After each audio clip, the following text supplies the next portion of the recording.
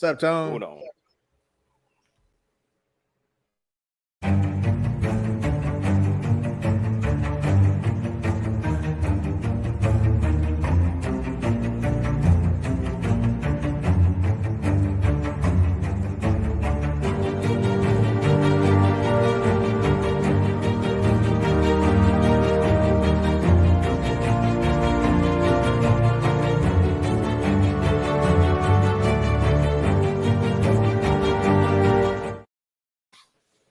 Hey, good evening, everybody, and welcome to the Brothas-in-law.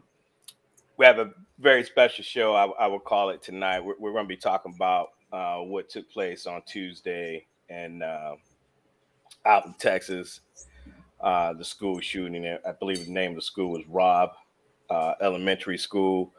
For those of you who's first time joining us, we are the Brothas-in-law. I'm Corey Taylor, former Virginia State Trooper and retired military. Mike Bradley, 26-year veteran out of California, Pleasanton, California, and also a former Army veteran as well. You know, these things are continuously happening, and I think it's time that we, the people, take the action necessary to prevent these school shootings from happening. And tonight, that's what Mike and I are going to discuss. You may agree with some of the things that we'll talk about, and you may disagree with some of the things that we're going to talk about. This is not going to be a blame game, left versus right. At the end of the day, we're Americans. These are American children. These are our children that we send off to school every day. We send them to school with the feeling that they're going to be safe in school. When we go off to work, we that's something that we shouldn't have to think about, the safety of our kids at school. But in today's time, it's not like that anymore. We have to think about our kids' safety at school. And I'm at the point, me personally, I'm at the point where I can't rely on politicians. So I have to start asking myself, what can I do as a former law enforcement and as a dad? Now, full disclosure, we homeschool because of what happened with my son last year. And I told the principal, you cannot guarantee the safety of my child in that school. Therefore, I pulled my son out of that school and done deal. We homeschool. But that doesn't mean that I still don't care about the other kids and the safety of them in those school. I have nieces and nephews that go to school. I have a lot of cousins that have their children go to school. Mike has kids that are in school. So we're going to talk about what can we do to ensure our children stay safe at school. And not to make this a political thing, but there are things that we can do as everyday citizens that we don't have to run and beg at politicians. Damn them. They don't care about you. They care about their next vote, right? We're past that. We ain't caring about voting. We need to look at what we can do as everyday citizens to ensure our kids, when we send them off to school, that they come home safely. Mike, what you got to say? Yeah, I agree. First, our hearts and prayers go out to the families of those kids that were murdered by this monster. I don't even know. I couldn't even begin to tell you how to even say something to the parents or how you could even experience something like that. We couldn't even. In fact, we both have school age children, like you said, and something like that. You got to wonder, what is it on my part that I could do, or what angles should I be thinking about? The number one thing I say is we definitely should talk to our kids about this stuff. We can go on for days about the argument. The most obvious argument that you see in the media is more gun control. We can go on that argument for days. That argument has been done. We did a show on AR-15s and stuff like that before, Corey. If you guys wanted to check that out, you can go back and look at our videos and see that episode.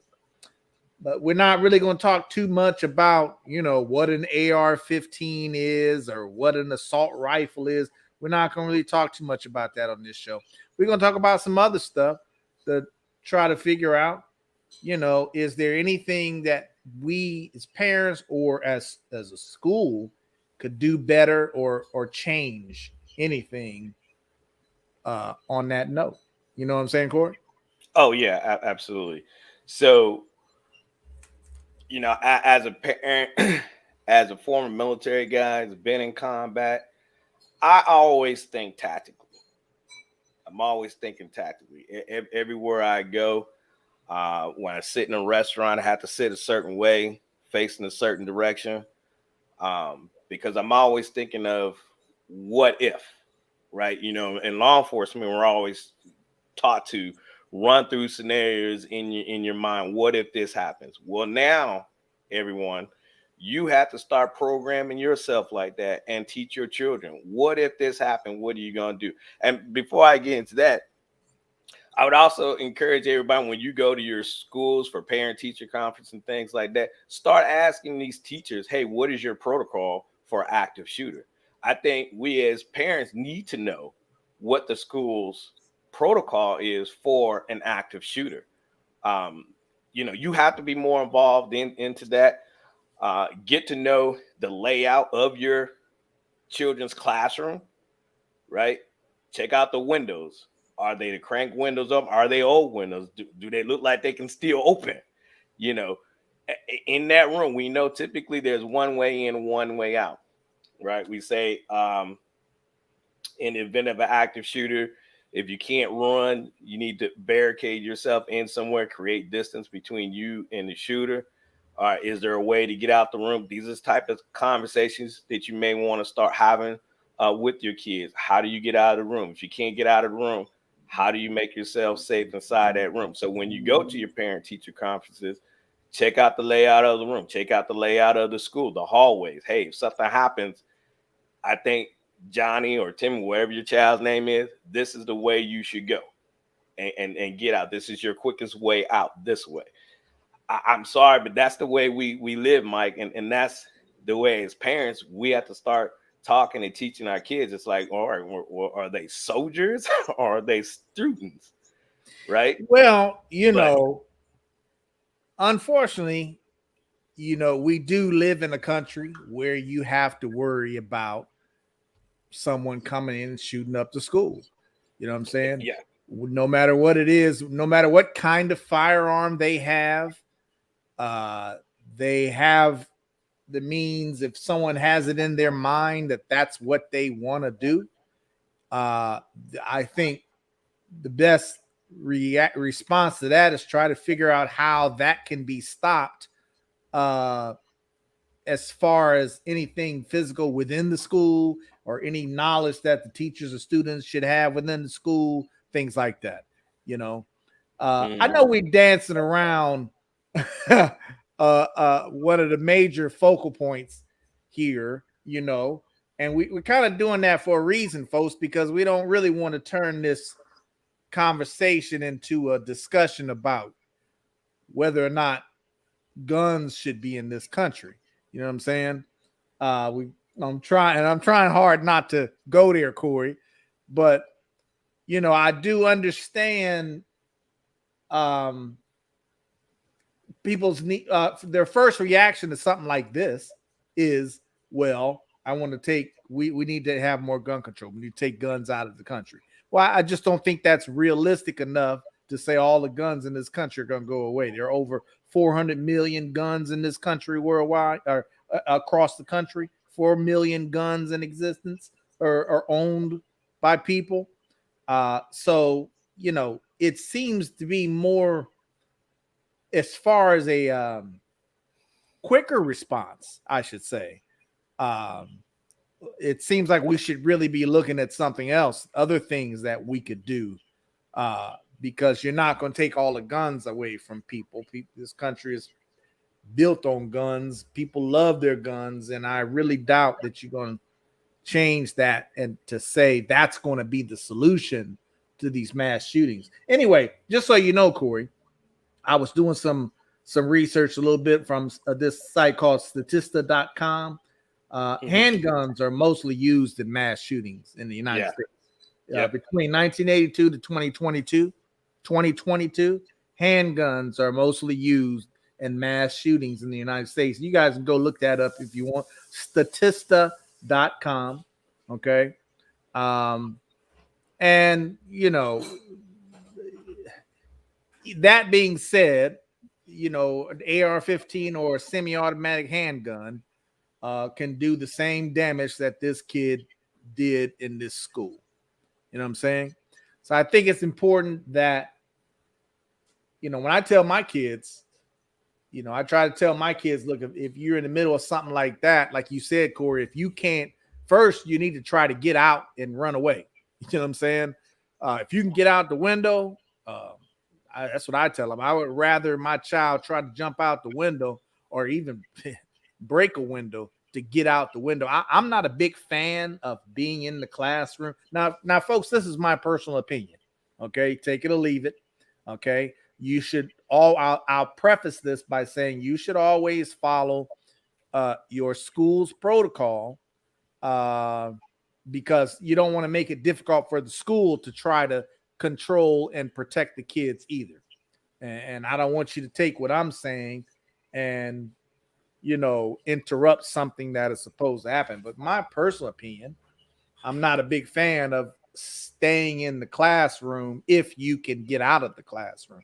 I think that staying in the classroom is, well, you're like a sitting duck in many ways. Is the shooter's only got one way to get in that classroom. If he or she defeats that way of getting in the classroom and he in, well, you kind of trapped. You see what I'm saying? That's how I look at that. So if at all possible, I try to tell my kids, jump out the window and run off campus as fast as you can. You know, if somebody asks me, would you rather your child get shot crouching down behind something in the classroom, or would you rather your child get shot in the back while running away? I would say I would rather my child get shot in the back while running away if I had to choose, because I want my child to be able to be mobile and move out of the way. Is much more of a chance that they won't get hit running away than just stand there crouched down behind something while the shooter's in the classroom intent on shooting a student. What do you say to Well, that, Corey? yeah, I'm with you on that. And that's where I say you have to make these schools a harder target. Right now, that school is a very soft target, right? I don't think they had a school resource officer there, and they did not have the doors locked. He was able to gain entry into it. Uh, so that's my first thing. It make the school harder for them to penetrate. Yeah, I It agree. may cost money to do, like you said, if you can't get out and run. So that's one of the three things. So you run, hide, and what was the third one I wrote down? Run, hide, or fight is Fight. the last thing you do. Fight is the Uh, last thing. But definitely, right. if that's the last So thing and you come to it, you fight like a dog. my point is that's where schools have to come. That's where, okay, now they can advocate for money to get certain things. If you can't run, then have ballistic doors. Change the windows, and if you got windows inside the school, change the windows to ballistic windows. I know it's going to cost money. I know they probably have to raise our taxes or whatever, but if it makes my kids safe in school, then it is what it is. So if they can't get out, now if they're in hall transitioning through classrooms, then yeah, you do your best. Learn where you always are and learn where your exit points are and get out if you have to run and get out. Frank says one thing they can do is raise the minimum age to 25 for To being get able to purchase a gun. I'm not sure if I agree with that, Frank. I understand why you're saying that, but again, that's getting into the whole, your constitutional rights and all that. We can do another show for that. But for me, my thing is, what can we do as everyday citizens to ensure these kids in schools stay safe? Yeah, one thing is, you're right, Frank, make it harder for people to get guns. All right, but you think he would wait till he's 25 to get that gun? What if he decided to make a homemade bomb, right? Or he went in there with a knife, right? There's stats too overseas where there are numerous uh mass killings that you don't hear about because they're doing it with knives. Number one killings that take place over in Europe are with knives. These guys are using machetes. That's their choice of a weapon. Killing 5, 6, 7, 8 people. You can kill a bunch of people with a knife before you're taken down. All right. So if that person's heart has hatred and death on it, doesn't matter what you ban, he or she's gonna find something to kill you with. All right. So I get what you're saying on that. Go ahead, Mike. I see you here. No, I hear you, and I get what Frank is talking about too. I mean, we could. I know, Corey, you didn't want to go this way, but sometimes I got so much opinions on that. I see what you're saying, Frank. Raise the age to 25, okay, but like Corey was saying, I mean, if you got evil in your heart and that's what you're intent on doing, you're gonna find what you need to do it and go do it. Now you can also make the argument of, you know, I had this kid. I understand this kid went out on his 18th birthday and bought 2 rifles. You know, okay. We also let our 18-year-old kids go off to the military and have access to all kind of weaponry. You know, so you'd have to change a lot of stuff, I guess, with something like that. But and Corey, I also agree with you too. Overseas, you have stuff you have a lot more gun control in a lot of those major countries overseas, and yeah, they do have a lower amount of mass killings, mass shootings. You know what I'm saying? But the question is, or before we get too deep into that, we will probably never see that in this country as far as no guns. Starting with the AR-15, okay, let's just say you outlaw that, but bam, what's next? Well, handguns are semi-automatic too, and just like I said before, most mass killings in the United States are done with handguns. Okay, so the next thing is outlawing handguns. I mean, you can go on and on and on until ultimately there's no guns left. Do you realistically think that would happen in this country? I don't. I don't No, see and that's why I say the focus is not the point of this conversation is not about gun control.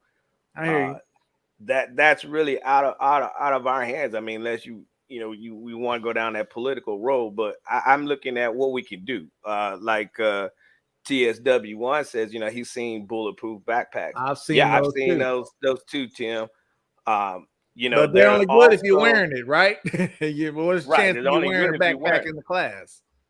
You know? I also went to another site called defendourchildren.org, and they also make ballistic desks that in the event a shooting happens, active shooter happens, the teacher can lock the door and like you said, if the kids can't get out and run to safety, Mike, then this is another option that they have.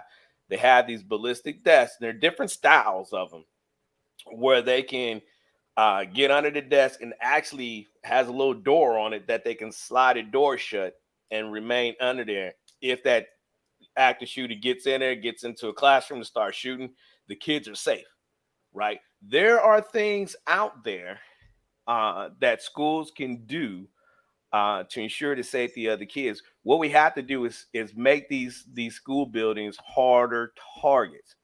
I see To what you're saying. I agree with you. you have to do that. If we can do that, we can save our children. Our children can be safe in school. It's gonna deter that individual, that sick-minded monster, from going to a school. He'll seek another target, right? Because that's the way criminals think, Mike. You know this as well as I do. If I'm a bank robber, I'm a case the bank that has the least amount of security. That's, if they have any, it's very weak security.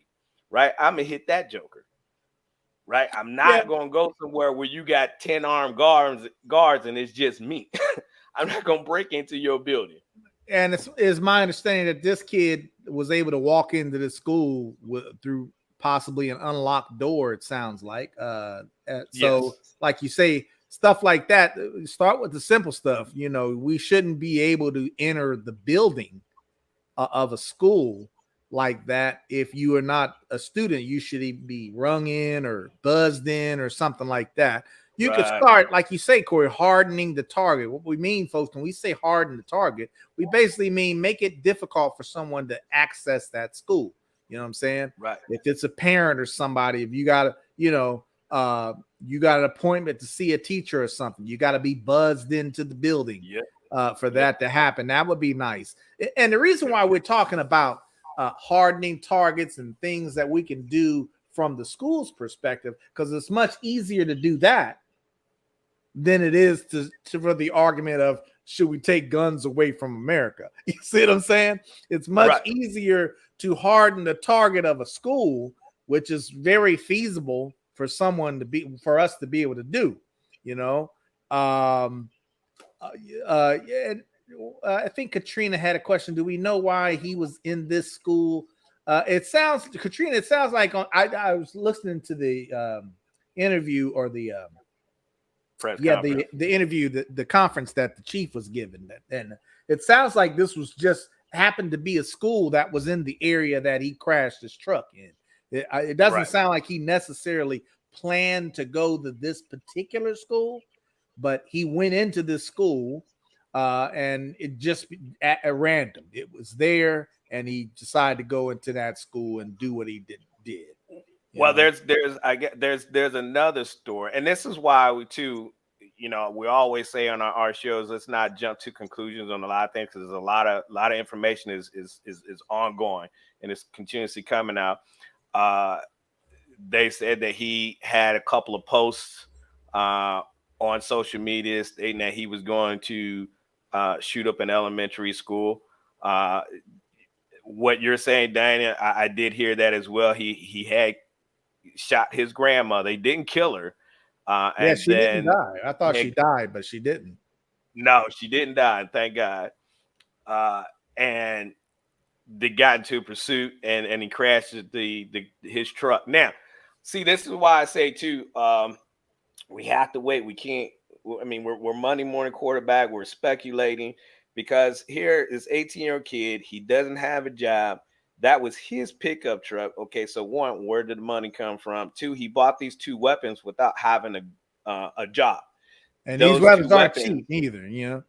That's my whole point, Mike. Those two particular rifles that he had range low end about $1,600, high end a little about $2,200. And go correct me if I'm wrong on that. I think the high end is like $2,200. No, you're right. So Yeah, I was looking at it. explain to me how 18-year-old kid has that type of a nice truck at 18 years old with no job and able to buy these two weapons and no And I job. hear you, Diane, about that. It doesn't sound like he was in a pursuit before he wrecked his truck. When I saw that interview on YouTube from the chief, they had the first 911 call they got was a guy had wrecked his truck and had a gun. That's the way it came out. So it doesn't sound like the police were in a vehicle pursuit with him. It sounds like he just wrecked his truck, got out of his truck, saw some people at a funeral home that happened to be Mhm. across the street from where he wrecked his truck, shot off a few rounds at the people at the funeral home, and I'm Yeah. guessing that's who called the 911. Mhm. That's the way I understand it from the interview I was watching on YouTube for the chief or the sheriff. I'm not sure what they call him out there in Texas, but the guy with the cowboy hat, I think he was the deputy chief or something like that. And that was what he was reporting, is that the first time they got a call was a report of a guy who crashed his truck and he had a firearm. Yeah. Matthew says he inspects multiple elementary schools, many safety protocols. If you have a suicidal suspect, the protections will not prevent loss of life, no different than a courthouse or city hall. That's a good point. That's a good Good point. point. Good point. But however, you try to go into City Hall, not saying that you can't get in there, but it's definitely going to be harder. It's not going to be a primary target. If you had to, I mean, think how secure these courthouses are. They're very secure, right? You got to Yeah. go through a metal detector and Well, think out how here in much. California, they're pretty secure, but you can get through the front door during court hours. You just can't get past the metal detectors. You got to go through the metal detectors with deputies standing right Standing there, there, right? Armed manning deputies. armed deputies manning those things So, right so there. that's So the argument right there. Okay, you can do this in courthouses to ensure judges are protected. The president is protected. Vice president is protected. We protect Hollywood for all your Academy and music awards. They have buku security guards, but the only ones who aren't protected are our schools, our children at school, right? Our most precious assets we have is our children, but we can't protect them. That's what I'm saying. Now. Let's leave politics out of this crap. What can we do as everyday citizens to ensure our children stay safe at school? Because if you keep your hope in on these politicians, then you might as well go ahead and dig your grave yourself for your kids, because it's only going to take that one time, that one nut job to come to your school, and it be your child the one that ends up losing their life. I know now, all of our viewers on here aren't ready, aren't willing to take that risk. So what can we do? Let's talk about that, Mike. What can now we I'm gonna play do devil's as advocate here because everyday citizens? I like to play devil's What, advocate. again, what can we do? So I hear what you're saying. Of all most schools, I would be shocked today to see a school that doesn't have some kind of protocol for an active shooter. You know, I'm Well, sure clearly that this they one do. didn't. This one did not. Okay. I didn't know that. I'm surprised they didn't, and I'm shocked that they didn't have any kind of protocol for what they would do in the event of someone coming in shooting up the place. I'm shocked at that. So that's the first thing. Definitely, you want to make sure the schools have something like that. But devil's advocate, Corey, even the schools that do have something, this is what somebody might say. Even the schools that do have something like that, as a parent, you can go all day until you're blue in the face and find out, yeah, they got A, B, C, and D. This is the plan that they follow. And the kids know what to do. They practice what to do. Make sure they practice what to do, and take that stuff seriously.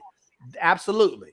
Now, but if you have something as simple as an unlocked door and somebody comes in that looks like a kid themselves, pretty much, and all of a sudden they start popping off rounds, you're going to be shocked a little bit, taken aback, like, oh no, I wasn't expecting that.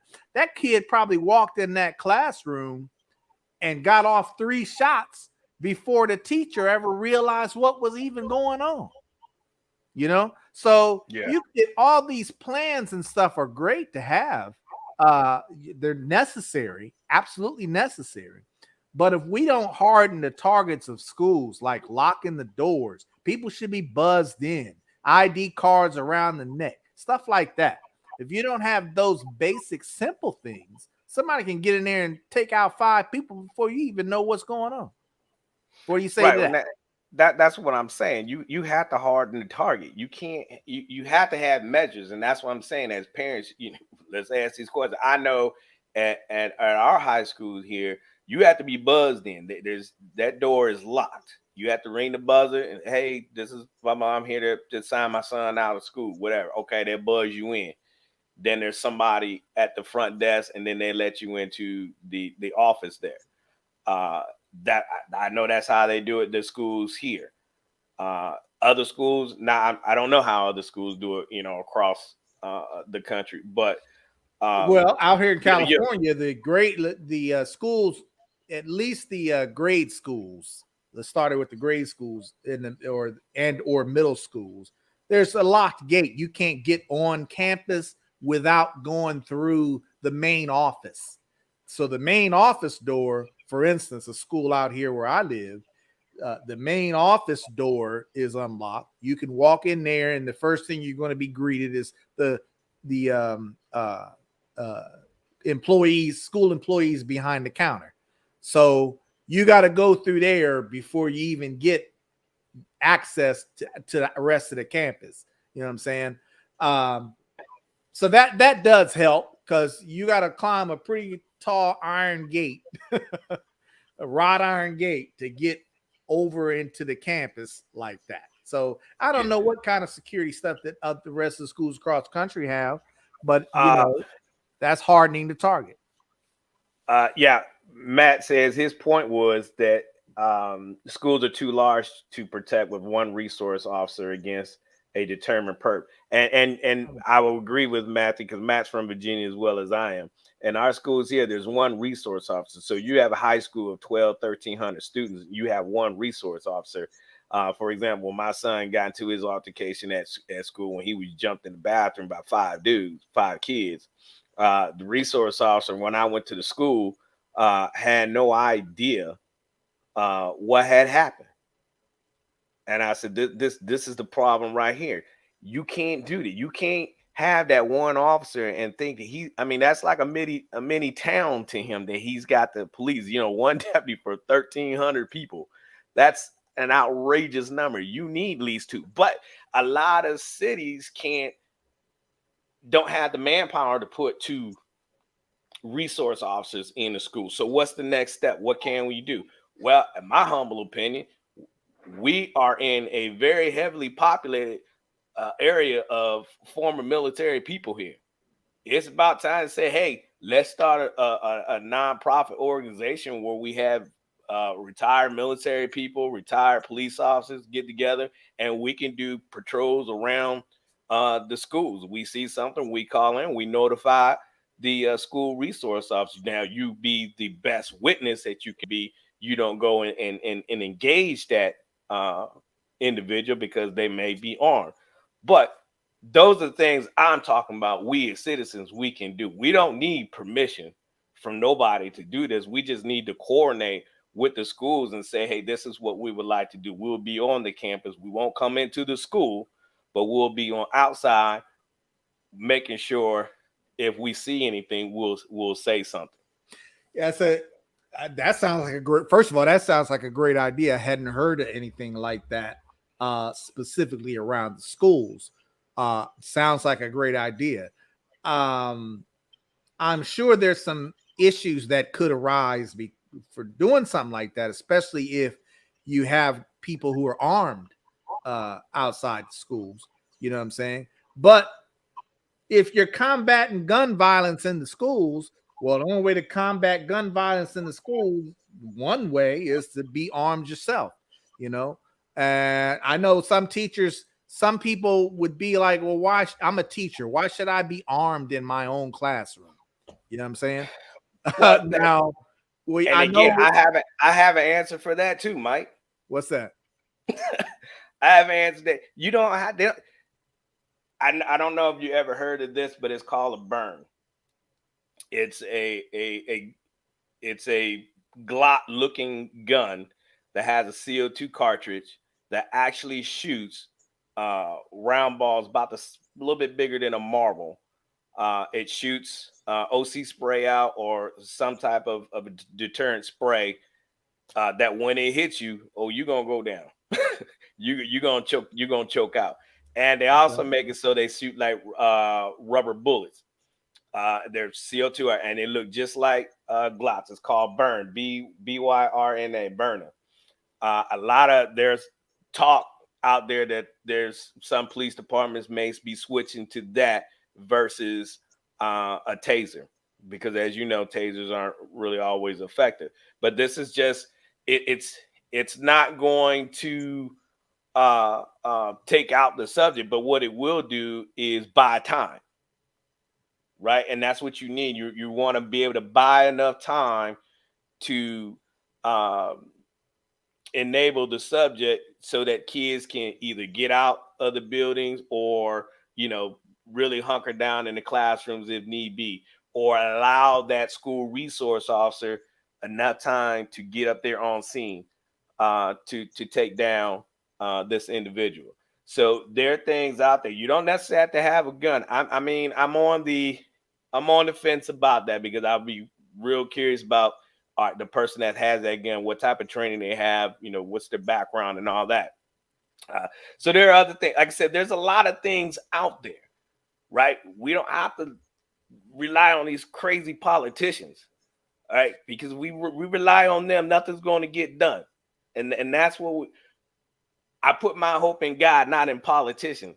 We're going to get a quicker response from God than you're going to get from the politicians. No, I hear what you're saying. I hear what you're saying. And, out here in California, at least, I'm not sure about some other states, but out here in California, there are some places where they kind of don't want too many school resource officers on campus. That was starting to happen not too long ago. It's not like that all throughout California, but we still have school resource officers. But you're right. When you talk about, is one school resource officer enough per school?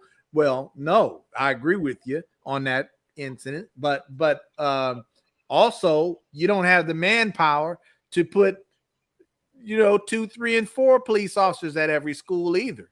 You see what I'm saying? So that's kind of the catch-22.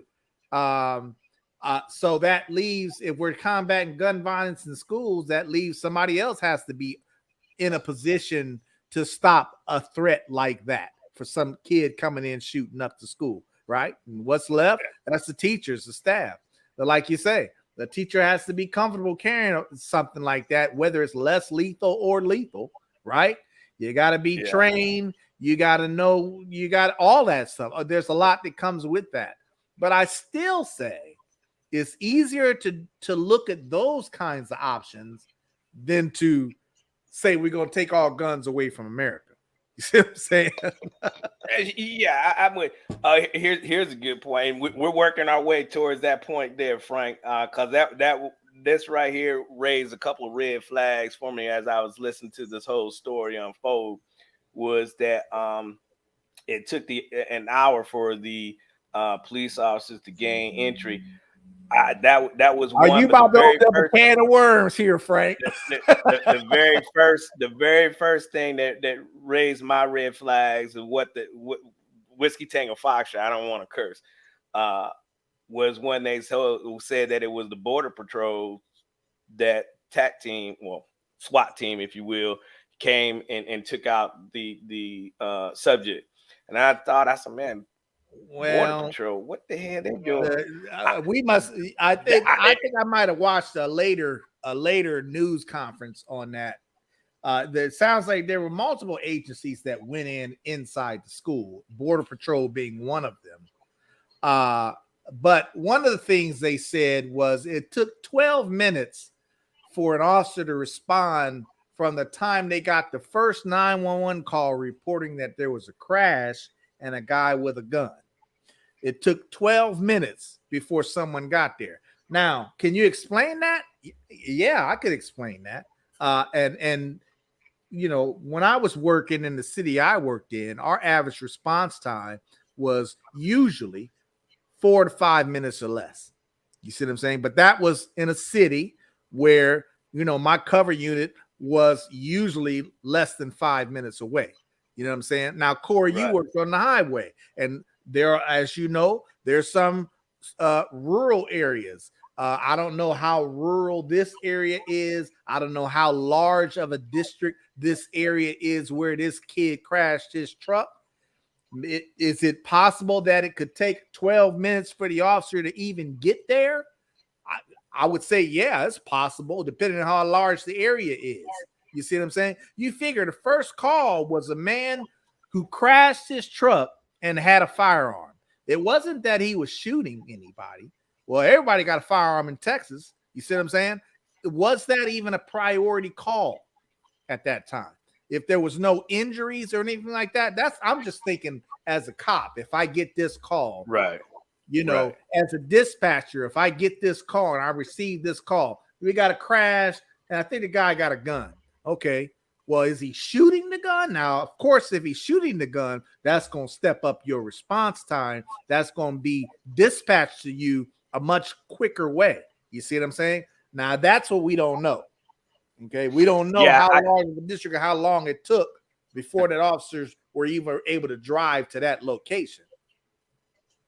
Yeah, I mean, I probably wouldn't get too deep in the weeds on that because, yeah, Zach, we know Texas is a big ass state. Big plays. I can see it probably taking you 12 minutes to get from one side or that. Then you also don't know too, Mike, how long dispatch sat on that before they there you go broadcast it out. See, I told you, Frank, you're gonna open up a can of worms here, man. Look, the other thing is, now this is one that and Corey, let me know what you think on this. Now we did training on we did active shooter training when I was an officer, right? We did plenty of active shooter training, what we would do in this situation and that situation. Now in this situation, the way I understand it, once these officers got on scene of the school, they actually did go and try to enter the school, but then they were receiving shots from this kid. This kid started shooting at him. So naturally, if I'm getting shot at, I'm going to, find some cover somewhere. And here's the thing, Corey, you're going to find some cover somewhere. And you might have it in the back of your mind, I'm not going to return fire yet because I don't have a clean shot, or my backdrop is some kids in the background. I don't want to accidentally kill some kids, right? This is what you might be thinking as an officer when you get on the scene. But then again, Corey, if you got someone shooting at you and then they run into the school and you lose sight of them, and then you continue to hear shots ringing out, I'm going in. You gotta go in. Yeah. I ain't waiting for nobody. I'm not planning on nothing. I'm not waiting on a team to come and back me up. If I hear shots going off in that school, I'm going in. I might go in very tactfully because obviously, if the officer gets shot, who's gonna help you, right? I'm the officer.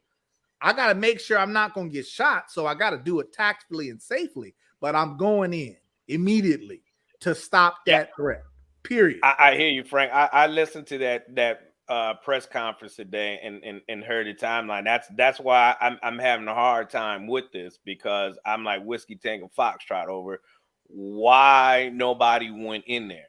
You heard shots ringing out. Why did you have to sit and wait an hour to go in as he's continuously shooting to wait for the Border Patrol special unit to show up? Yeah, I'm right there with you. Now, I also heard too, and again, you're hearing a lot of stories. What's true, what's not true, we don't know, right? And until everything comes out, and you got one final report on the timeline, who did what, who's responsible for this, who's responsible, who's in charge, because there's also a talk that nobody knew when, as the parents arrived on scene, they couldn't tell who was in charge. Right, you have all these police officers standing out front, shots are being rang up, and like you said, Mike, I'm going in. That's how we train. You go in. You let the dispatch know. Yeah, I might have three officers there with me at the time. What door you're going in, so that the other units that arrive know where you have an idea where you are. Now, I know we got to wait for a lot of information to come out. I find it hard to believe they actually sat outside the school for an hour while they're hearing gunshots inside the school and they're waiting on a plan or waiting on a team. I find that hard to believe. As an officer, I find that hard to believe.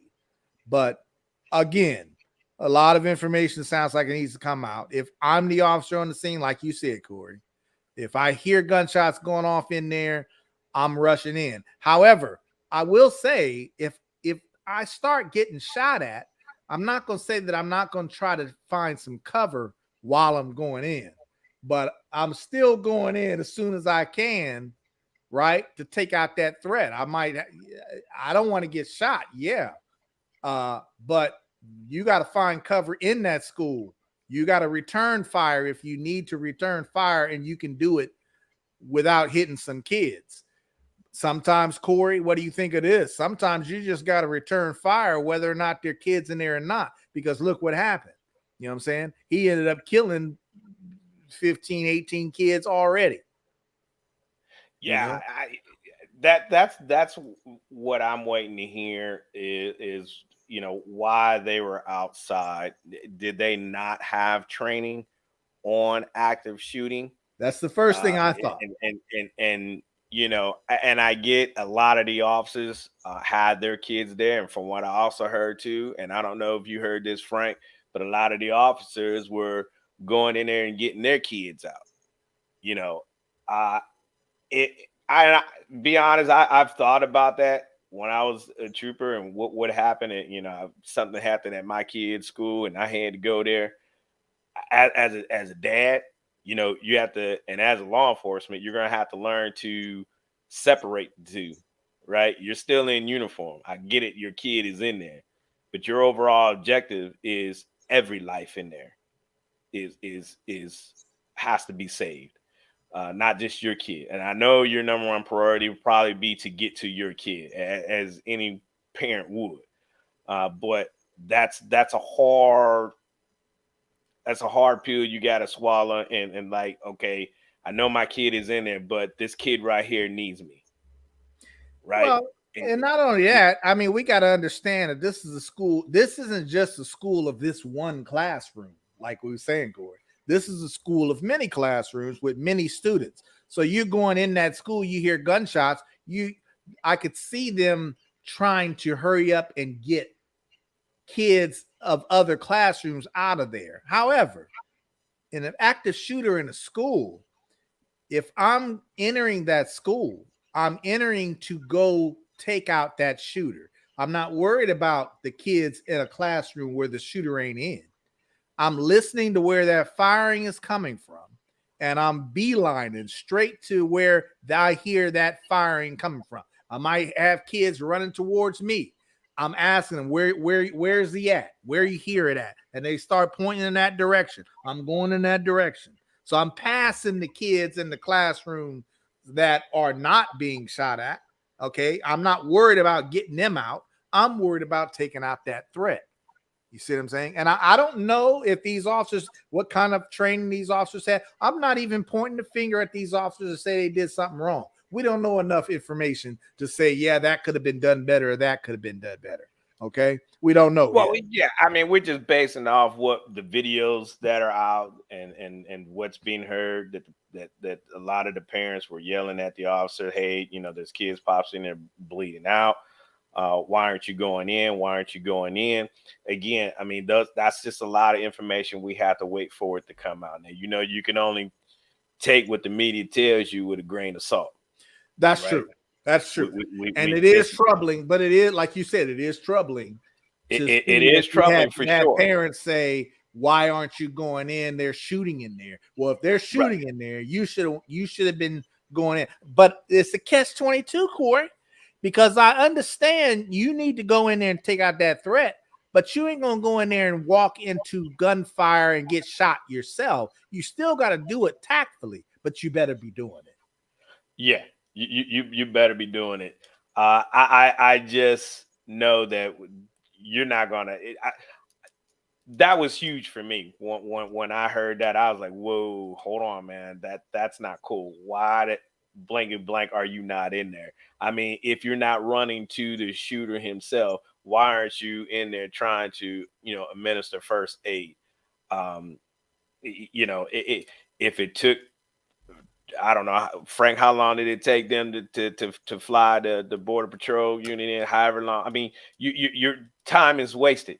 Yeah, Lives are yeah. being If lost. you waiting all of that while somebody in there shooting, you already you already are doing too less, Yeah, too little. it's a lot more. I mean, but the point of the matter is like, what can we do to ensure this doesn't happen again? What do y'all think? What do our viewers think? What do you think could be done? What can you do in your area where you are, to get active and to ensure these things don't happen again. I really like that idea you had, Corey, about the parents or uh military veterans or whatever. It doesn't have to be a military veteran, just be a average citizen patrolling Parent. outsides of the school. Hey, if you want to start, if you start something like that, that's a good idea. Start some kind of thing program where people could sign up. Now, if I did it, I would rather be armed personally. Mhm. You know what I'm saying? Because Well, I mean, and again, that's something you just work out with your local police department for something like that to happen. Because well, for here, guns aren't allowed on school property. So, yeah, but I'm here sure, they're not allowed in school property here unless you're law right? enforcement on But I'm duty. Law sure enforcement. if you got something like this and you can show your qualifications, your as in your case, you're being me and you both being prior military and prior law enforcement, we obviously had the credentials to be able to say that yeah, we're probably more than qualified to be able to carry a weapon on school property and coordinate with the school resource officers so that they know who you guys are and what your rotation is going to be. And when you get there, always check in with the resource officer so that they know you're there, and who's carrying, so they know. Right? It can be done. Little things like this. It makes the school a harder, excuse me, a harder target, and Yeah, that's all we want is you got to get that criminal to think, all right, well, I'm not going to hit that school over there because they got 14 dads outside and they all are armed. I'm not going to go and harm that school. Well, you know what, I might as well just go ahead and just blow my own head off. That's what we want. Instead of taking everybody else with you, just go ahead and blow your own head off. I don't care. uh yeah. or I they'll mean, decide to go especially in to this a weaker situation, school. it could have been something as simple as a locked door. If that door would have been locked, maybe he would have just kept on going and walking somewhere else. You know what I'm saying?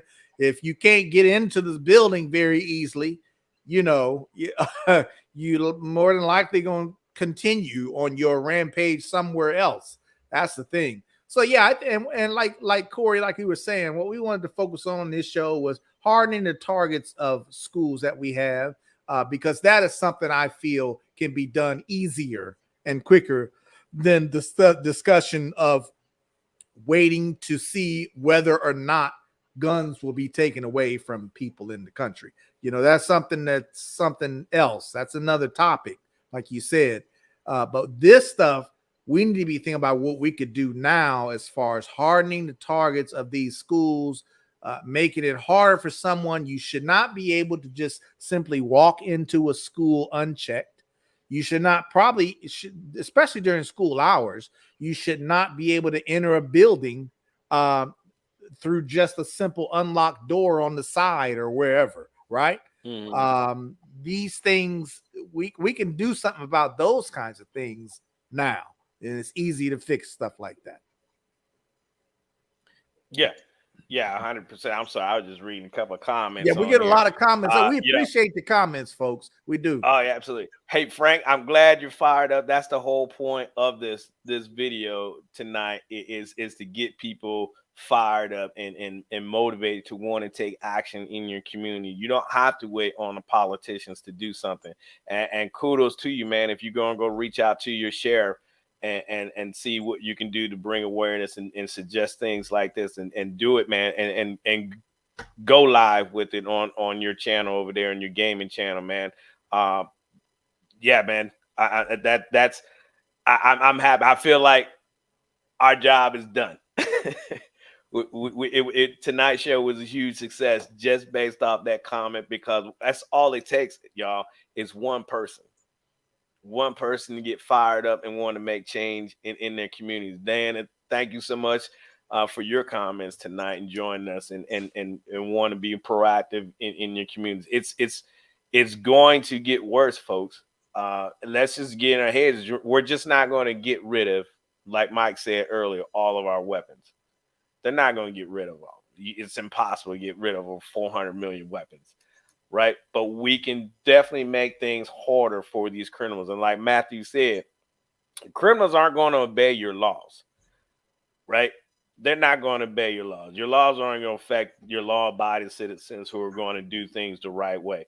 Criminals not going to do it. We see it every day in our local cities here. Diana, you see it every day in Portsmouth, right? These criminals don't care. We need to enforce the laws on the books and start holding everybody accountable, right? Stop playing the oh it's the left, oh it's the right. Now let's that crap is done.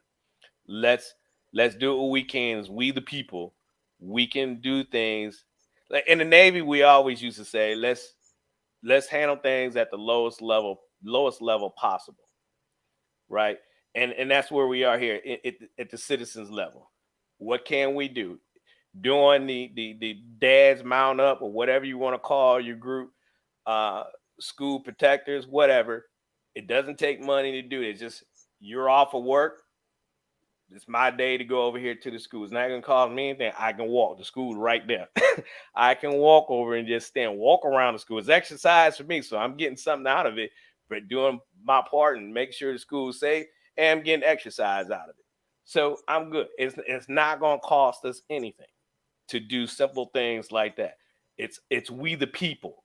And that's what we got to revert back to, the Constitution. It's we the people. We don't work for the federal government. Federal government works for us. And this is what we need to do. Final words, Mike. Nah, I want to appreciate everybody joining us. I've got a lot of comments on this TSW1. I don't see you often. I appreciate you joining us, bro. Yeah, brother. Tone, thanks for joining us. Everybody, Matt, Diane, we appreciate the comments because it keeps the conversation flowing and makes us think about other angles when you guys make comments about what we're talking about. So really appreciate you guys coming on and checking us out. Make sure you hit that like, share, subscribe. Oh yeah. Definitely share this out, man. It was a lot of great information, we believe. And Mike and I, we don't do this for fame and fortune. We do it because we're passionate about law enforcement. We are just two passionate brothers that care about what we do. We care about our fellow man and That's our it. fellow women. And again, we know the elephant in the room is gun control, but we didn't want to make this a show about that because that's way difficult and way too in depth and too many points of views. And we wasn't going to turn this show into gun control. So that's why I know folks are looking at why you guys talk more about that aspect, but that's why, because it's really about what can we do right now that's easier to tackle than something like gun control. That's all. Let's no longer allow our schools to be soft targets. We need to harden them up, and we don't need to wait for politicians to get off their derriere to make it happen. It's up to us. So thank you all for joining us tonight. Please hit that like, share, and subscribe button, and share this out because this information I believe is much needed. So we thank you all. We love you all, and we will see y'all next week. And be safe and have a safe Memorial Day weekend. God bless y'all. Peace out.